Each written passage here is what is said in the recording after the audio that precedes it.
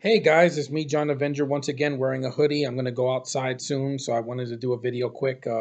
Welcome back to Movies from the 2010 slash Disney month. And this time I'm reviewing a family film from 2010, one of the best kids adaptations of a book I've seen that was not done with the biggest budget, but it surprised me. I saw this in the theater a long time ago. I liked it. I'm not looking forward to the new film because to me it's a trilogy. It ended with the third film, but that is Diary of a Wimpy Kid. It's not a diary, it's a movie. I like this movie. I think this movie is very underrated. I thought the it surprised me. I thought it was going to be a dumb movie. Like I thought it was going to be like shorts and it was going to be incoherent and it was not going to appeal to me, but it's actually a pretty funny movie. I saw this movie in the theater in March of 2010 and I like the characters. Well, for the most part, I liked Greg Heffley. His in the first movie, he's kind of a jerk, but that's the way he was written. I like Zachary Gordon's performance, so I like Robert Capron as Rowley. I think he steals the movie. He's a chubby kid that has a lot of fun, and even though he has a childlike mind, he loves hanging out with Greg, and they're best friends. And it's basically the first film is about Greg and Rowley, their relationship as friends, dealing with junior high and adapting to their new environment. And I get it.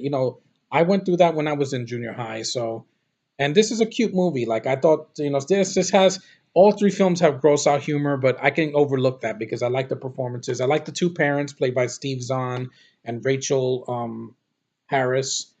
You also have what you call it, Devin Bostick. He cracks me up as the older brother, Roderick. He steals the show. He's less screen time in this one compared to the first two sequels, but he makes me laugh. He has these big, crazy, expressive eyes. He's a wacky character. He's always filming Greg and trying to humiliate him, and he says like, "Oh, junior high is the worst." And but he's the older brother, and I know what it's like. I have an older brother, but I don't talk about him much.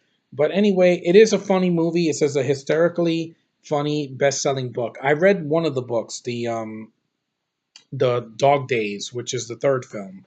I read that book, and I really like the books. They have a nice sense of humor. I like the animation sequences with when they show the characters from the book, and that when they appear in illustration, it's really well done. It's short, so it's only 92 minutes. It's not a big investment of your time. It's a fun kids movie. I think it was very overlooked by critics saying that, oh, it's a piece of shit. I'm like, no, it's actually a pretty decent film. It has some heart to it. It has some humanity. The two characters are, mostly likable. It's just my problem with Greg is that is because of him, a lot of bad things happen to Raleigh, but then at the end they fix it, their relationship together, and he thinks less of himself and he thinks more of his friend, which I like that. I think it's a very nice uh, message for kids. I don't think it speaks down to kids. It's very very subtle at the end, especially with these two actors. They pull it off. They have really good chemistry. Oh yeah, the main thing that Raleigh says is "Zooey Mama," which I like that. He says it in the second movie, and I like that was a nice reference. And that second movie, I'm going to review it soon because it did something for me that I didn't get in 2011 from some other movie. But this movie was decent. I really like this film. I think it's it was overlooked from critics. They just want to crap on it because it's a kids movie. Hey, I've seen some terrible kids movies based on books. I saw Judy Moody. That's how you do it wrong. That was just gross, unfunny. The characters had no interesting personalities. It was dull, and it was just a waste of time. Here, the characters stand out. I think the adults have some fun. I like the Indian boy, Karan Brar. Yes, he's the Indian boy from Jesse and from Bunked, but this is what he did beforehand. The cheese touch thing, it's there. It's not really that important. It's just a gimmick. Also, Lainey McNeil is the girl that plays Patty Farrell. Very funny character. She's tough.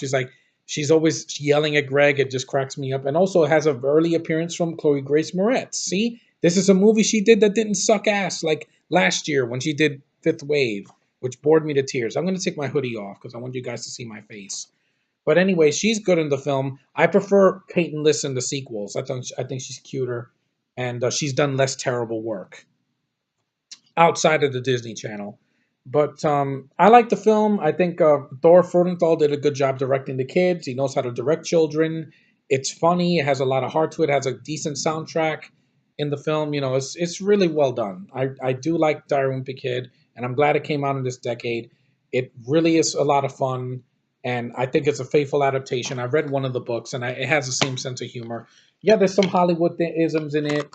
There's some characters I don't care about, like some of the, those punks on Halloween where they're those bullies that try to harass Greg and Raleigh during Halloween, and they're just assholes. They're not needed in the film. But it introduced me to some characters that I grew up to like even more, especially in the sequels. I think the sequels are vastly superior. I love those sequels with a passion. I think they're some of the funniest kids films that were not animated, and but this one was the start, and it's a decent film. And if you have not watched Dire Wimpy Kid, if you have kids, it's definitely worth a watch for them. They deserve to see something besides Pixar, Disney, DreamWorks, something animated. It's good to always see a movie that's live action that doesn't suck. And it didn't have a big budget. It had some CGI, but not a lot. It doesn't distract me, and the characters work, the story works, and it's fun. So that's all I can say about the first Darren Wimpy Kid. It's flawed, but it's a lot of fun, and it makes me laugh, and I like the characters. Sue me. Anyway, that was a good movie I wanted to review. It is from 2010, so it counts. Next time I'll probably review the sequels because I think they're hilarious.